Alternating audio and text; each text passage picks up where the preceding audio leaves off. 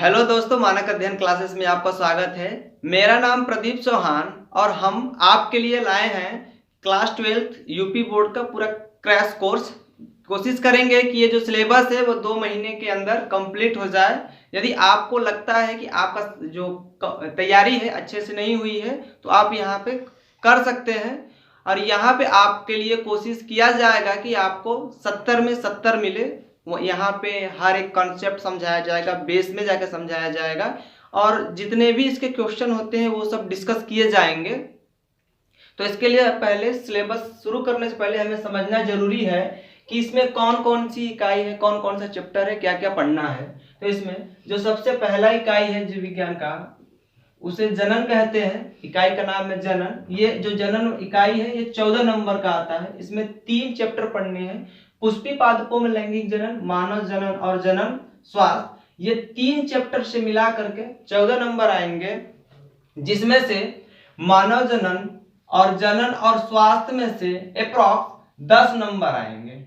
10 अंक आते हैं मानव जनन और जनन। स्वास्थ्य में से 4 नंबर या 5 नंबर अप्रॉक्स आते हैं पुष्पी पादपों में लैंगिक जनन में से। और ये दो जनन, मानव जनन और जनन स्वास्थ्य, थोड़ा सिंपल टॉपिक होता है और पुष्पी पादपों में लैंगिक जनन थोड़ा कॉम्प्लेक्स टॉपिक है। तो फिर भी इसको अच्छे से कोशिश करेंगे कि अच्छे से समझे और देखेंगे कौन कौन से क्वेश्चन क्लास 12 के बोर्ड में पूछे गए हैं। फिर दूसरी इकाई है आनुवंशिकी। इसमें से 18 अंक आते हैं, नंबर आते हैं और ये सबसे ज्यादा क्लास 12 के लिए इंपॉर्टेंट है, क्योंकि इसमें सिर्फ 2 चैप्टर है, वंशागति और विविधता, मेंडलीय वंशागति, मेंडलीय अनुपात में नियम, ये एक चैप्टर का नाम है। इसमें मेंडल के बारे में पढ़ते हैं कि मेंडल ने क्या किया, कैसे खोज किया, कौन कौन से नियम दिए, फिर उन नियमों का कैसे विरोध होता है, विखंडन कैसे होता है, ये सब चीजें पढ़ेंगे इस चैप्टर में। और दूसरे चैप्टर में पढ़ेंगे वंशागति का आणविक आधार, इसमें डीएनए, आरएनए, डीएनए कैसे काम करता है, ये सब चीजें पढ़ेंगे। ये ज्यादा बड़ा टॉपिक नहीं है। इस टॉपिक में कुछ छोटे मोटे कॉन्सेप्ट हैं जिसको यदि समझ ले अच्छे से तो ये पूरा इकाई बिल्कुल क्लियर हो जाएगा और पक्का है कि इसमें 18 का 18 नंबर आएंगे आपके। ठीक है। और तीसरा इकाई है जीव विज्ञान और मानव कल्याण। इसमें यह पढ़ा जाता है कि जो सूक्ष्म जीव होते हैं हमारे लिए कैसे लाभदायक है, कैसे हानिकारक है, और किस जीव से कौन सा रोग होता है, या कोई जो जीव है, सूक्ष्म जीव है, वो हमारे लिए कैसे मतलब लाभ पहुंचाता है। जैसे दूध से दही बनता है तो किस बैक्टीरिया के द्वारा बनता है, ये सब तो आप क्लास 6, 7, 8 से पढ़ते आ रहे हैं। तो ये आपके लिए ज्यादा कॉम्प्लिकेटेड नहीं होगा, बिल्कुल सिंपल टॉपिक है। इसके बाद कोशिश करेंगे कि ये जो तीसरा इकाई वाला टॉपिक है ये मैक्सिमम 5 या 6 लेक्चर में कंप्लीट हो जाए।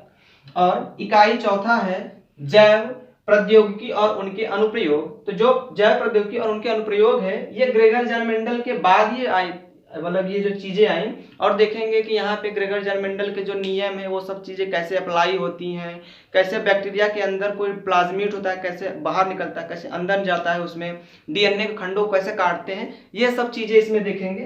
कॉम्प्लिकेटेड नहीं है, बिल्कुल सिंपल है। लगता है कॉम्प्लिकेटेड, समझ में चीजें नहीं आती है तो कॉम्प्लिकेटेड है, समझ में आ गई तो बिल्कुल सिंपल। और पांचवा इकाई है परिस्थितिकी एवं पर्यावरण। और ये भी क्लास 6, 7 से पढ़ते आ रहे हैं कि पर्यावरण में कैसे क्या बदलाव होता है, कोई जीव कैसे आपस में इंटरेक्शन करते हैं, एक जीव का दूसरे जीव पे कैसे इफेक्ट पड़ता है, ये सब चीजें पढ़ते आ रहे हैं। लेकिन यहाँ पे थोड़े बड़े पैमाने पर पढ़नी है वही चीजें, इसलिए कॉम्प्लिकेटेड लगने लगती है, लेकिन फिर भी ये ज्यादा कॉम्प्लिकेटेड नहीं है। 14 नंबर का ये आएगा। इसमें से कोशिश ये है कि हम सबसे पहले आनुवंशिकी चैप्टर पढ़ेंगे जो 18 नंबर के, जो 2 ही चैप्टर का है तो जल्दी हो जाएगा और समझ में भी आ जाएगा। उसके बाद कोशिश करेंगे कि इकाई पढ़े जीव विज्ञान और मानव कल्याण, जो तीसरी इकाई है, ये 14 नंबर का, ये 14 नंबर का, दोनों 14 नंबर का है, लेकिन इसमें 3 चैप्टर है, इसमें 2 चैप्टर है। तो सबसे पहले कोशिश करेंगे जिसमें अंक ज्यादा आते हैं और चैप्टर कम है उनको सबसे पहले कंप्लीट करेंगे। उनके बाद उनसे जो चैप्टर ज्यादा है लेकिन अंक कम आ रहे हैं, उतने ही लगभग आ रहे हैं, उनको बाद में कोशिश करेंगे, मतलब पढ़ेंगे उनके बाद में। तो ये और ये इकाई सबसे पहले पढ़ेंगे।